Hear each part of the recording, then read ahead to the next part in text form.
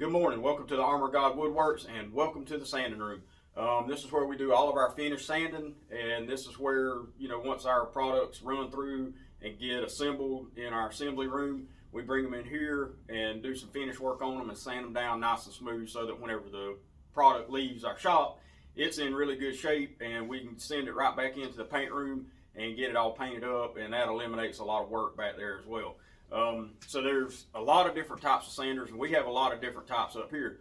In the room just behind me here, we've got a 6x80 belt sander, and it's a pretty good size sander.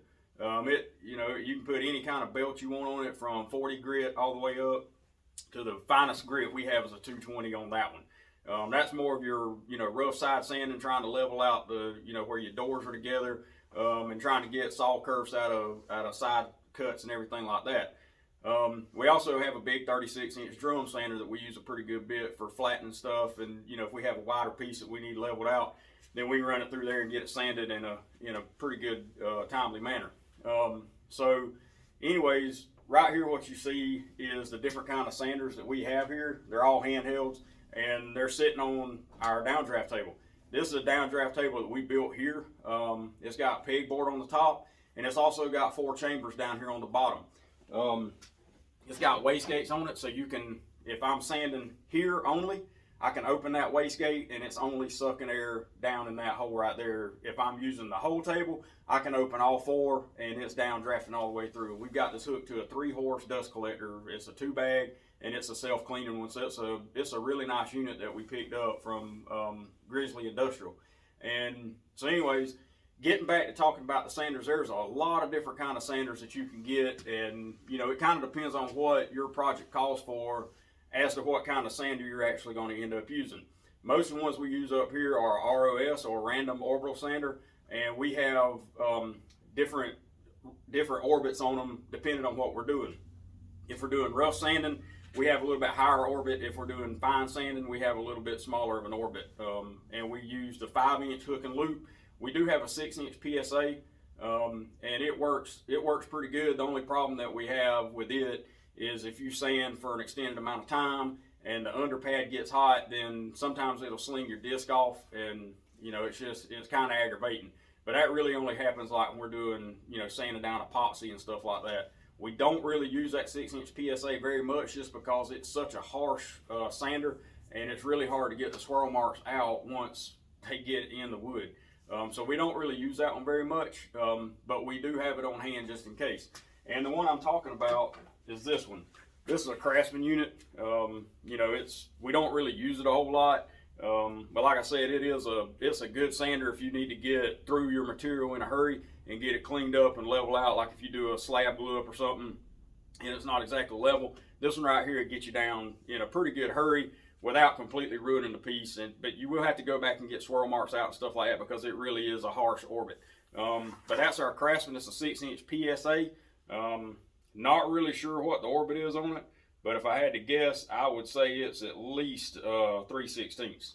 Doesn't really say on it what it is, but we picked this one up from Lowe's, and the aggravating thing about this, it's got a handle that comes with it and everything, but it's a lot easier to me to hold it like this than to have it out here, because you have a tendency to kind of wobble with it a little bit.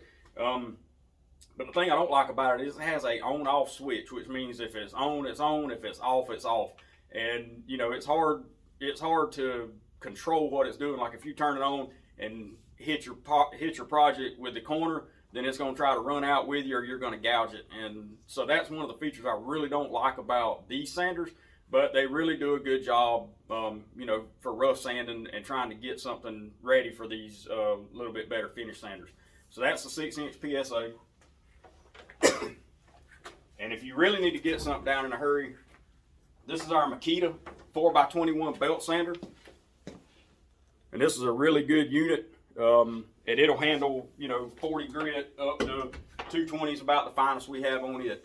If you need to get, if you're flattening a tabletop or something and you need to get the, where everything was joined up or whatever, if you got a little high or low spots, that'll get it out in a hurry. I mainly use this one like if we're doing heart pine. Heart pine is really hard to sand out just because of the resin and everything. And so I try to hit it really hard with this one, just so that, I'm not working these other ones so much because it takes a pretty good bit of work to get a heart pine countertop down and make it perfectly flat. So we try to use that one, the Makita, for doing that on heart pine, and it works really good. Like I said, it's a 4x21, so it's a little bit bigger of a belt sander. It's got a good bit of weight to it.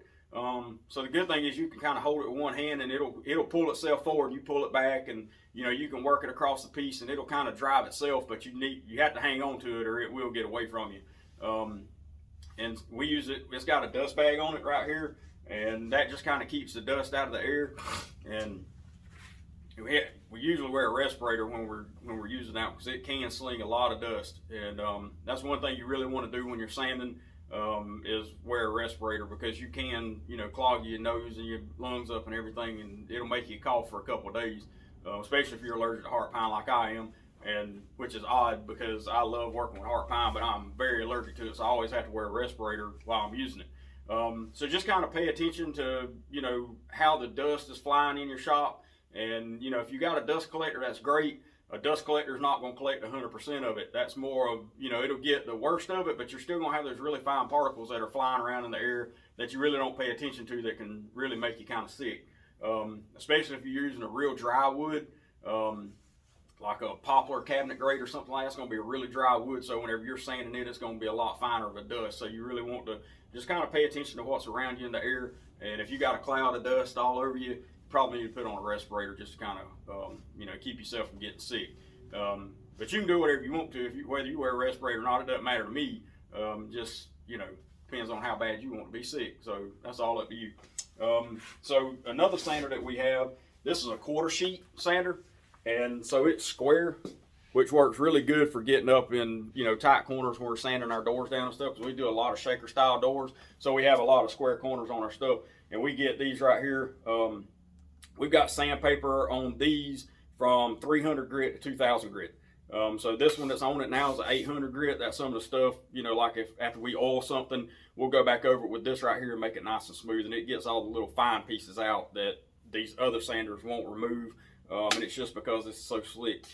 800 grit feels like a sheet of notebook paper. There's really not a whole lot of grit to it. It's just, it's one of those things, it'll put a good, nice sheen on your project once you get oil on it and all that stuff, and it makes it look really good. So this is a quarter sheet, and you can buy quarter sheet sandpaper for it, or you can buy full sheets and break them down into quarters yourself, which ends up being a little bit cheaper. Takes a little bit of time, but when you have downtime in your shop, if you're using this a lot, you can always go in and, it doesn't take any time to make it. It's just sometimes the aggravation if you run out of this and you got to stop what you're doing and make some. So just make sure you got plenty on hand if you're buying full sheets, and it'll save you a little bit of money in the long run. And I just feel like you get more for your money because those bulk sheet packs, you get a lot of sandpaper with those. So, it's just one of those things we've noticed over the years working with these things.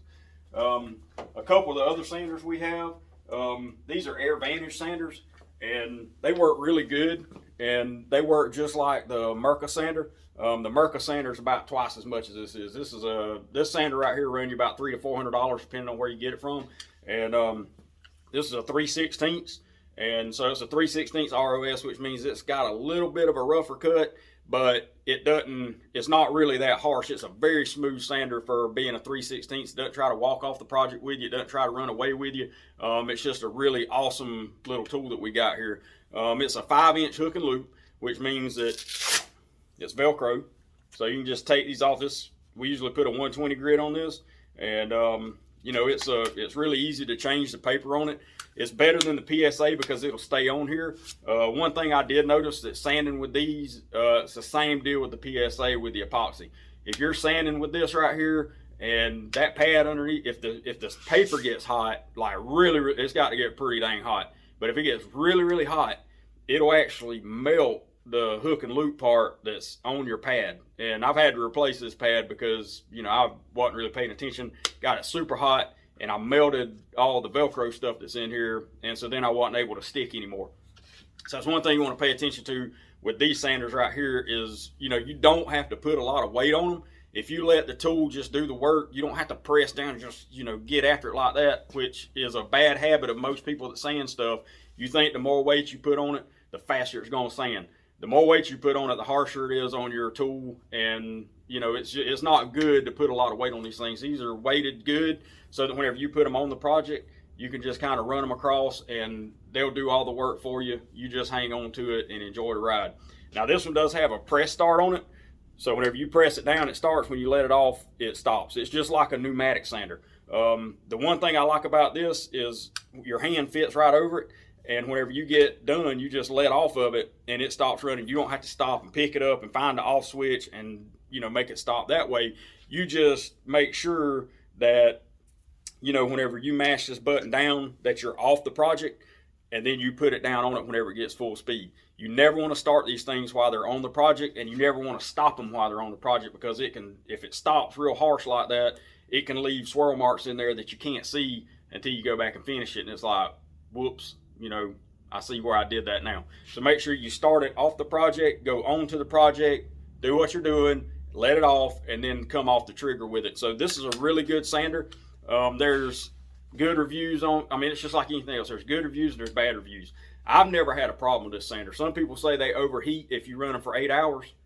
If I run for 8 hours, I get overheated. So, if you're expecting your equipment to run 24 hours a day with something like this, it ain't going to do it. This sander is really good for what we do. We sand our doors, we sand our cabinets, we sand just about everything that comes through here. We sand it with this.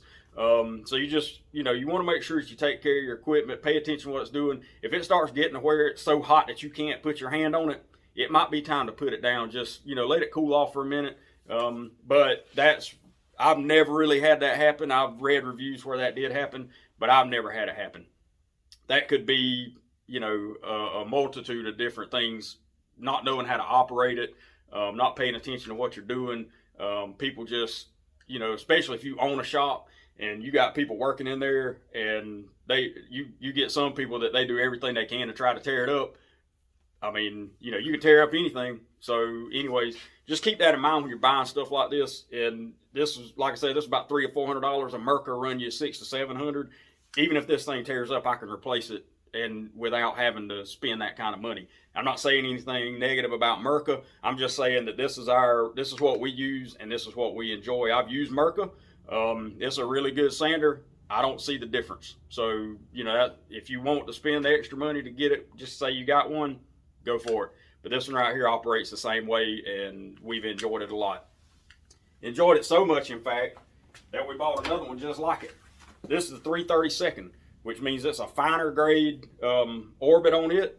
So whenever we're doing our final sand on everything, we're down to 220 grit, 300, 400, whatever it ends up being, and we're on this pad right here. This is a 332nd orbit, which means it's not really orbiting very much. So whenever you put it down on your project, it really isn't going to walk. It's going to kind of stay in the same place. But you can direct it wherever you want it to go, and it take all the swirl marks out from your 3/16, and this one right here will clean it right up, and you won't have any problems. It'll leave your project super slick and super smooth, and that's the advantage of having your different increments of your ROS. And so whenever you get from the 3/16, you go to the 332nd, make your project nice and smooth, and it'll be ready to go into the paint room or staining or whatever you end up doing with it. The other good thing about this is once you stain a project, it's gonna bring little frays up and everything through the drying process. Go back over with 332nd, 220 grit, kind of wore down a little bit. If you have a concrete floor, you can run the sandpaper on the concrete floor just a little bit, smooth it out, and then go over your stain project with it, and it'll slick it right down. You'll be ready for your lacquer or poly or oil or wax or whatever you're going to put on it. But you really want to make sure that you've got this 332nd orbit for those finished projects like that. So that's the sanders that we have up here. And these are the ones that we use on every project that we've got. These are our everyday sanders. The other ones that we have in there, like our big 36-inch drum sander, we don't use it all the time. Our 6x80 belt sander, we do use it a pretty good bit. And maybe we'll do a video on it later on. But I just wanted you to see these handheld sanders just to show you the different options that are out there and the different increments of the ROS that we have. And we also have a pneumatic sander, and it's actually a 0 ROS. This is one that we picked up. I don't even really know where we got it from. It's actually a PSA. It's a really good sander, and it actually sands better than any one we have up here. The only thing is it's hooked to air. So when you're sanding, your air compressor's running constantly. When it's hooked up to 220, it'll really make that power bill go up a lot. So we just kind of hooked it up here on the shelf. Don't really use it that much unless we've got to have it. But if you like pneumatic tools, this is these pneumatic sanders are awesome, and they'll give you a really good finished product every time. And and it's a 0 ROS, so you're not gonna have any swirl marks. It's really gonna give you a good, nice finish whenever you get done with it. It was just like the cost to operate it didn't really make any sense to me, because it was, our power bill almost doubled whenever we were using this thing, and that's ridiculous. But anyways, if that doesn't matter to you, then a pneumatic sander might be the way to go. But anyways, just wanted to kind of talk to you about the different kind of sanders that we have and what we use to finish our projects, because finishing the project, if you can finish it really good with a sander, your finished product, whenever you send it out the back door to shop, is going to be phenomenal. Just kind of pay attention whenever you're buying a sander. If you're doing, finishing stuff, make sure you get that lower ROS. And that way, if you're sanding 220, 400, 600, 2000, whatever you're sanding, that lower increment ROS is really going to help you out on your finished project. Anyways, man, I hope y'all have a blessed day. I hope y'all have a Merry Christmas. It's almost Christmas. It's getting really cold down here in South Georgia. We got some kind of polar vortex coming, and they're talking about like lots of snow. It doesn't really snow here a lot, so whenever they tell us that, we don't really believe them. But if it does, we'll get out and play in it, because that's what we do. We like to get out and mess around. But anyways, that's today's show. If you have any questions, leave them in the comments below. I'll be glad to answer any questions you have about anything. If there's something in particular that you want to see on this channel, let me know, man. We've got access to just about anything you could imagine. It's easier for me to do what y'all want than it is for me to try to come up with different things to talk about. But anyways, Merry Christmas. Hope Jesus Christ is your Lord and Savior. And if he isn't, please leave me a comment below, and I'll be sure to get back with you, and we'll talk things through. If Jesus Christ is your Savior, man, you got it going on. Jesus is the reason that we celebrate Christmas, and Jesus is the reason that we have life. And I hope that everybody understands that. I want everybody to be saved, so that whenever we all pass away from this life, we can all be joined together in eternity with God and Jesus Christ, and just in a magnificent, glorious way. So anyways, Merry Christmas, Happy New Year, have a blessed day. Armor God Woodworks, baby.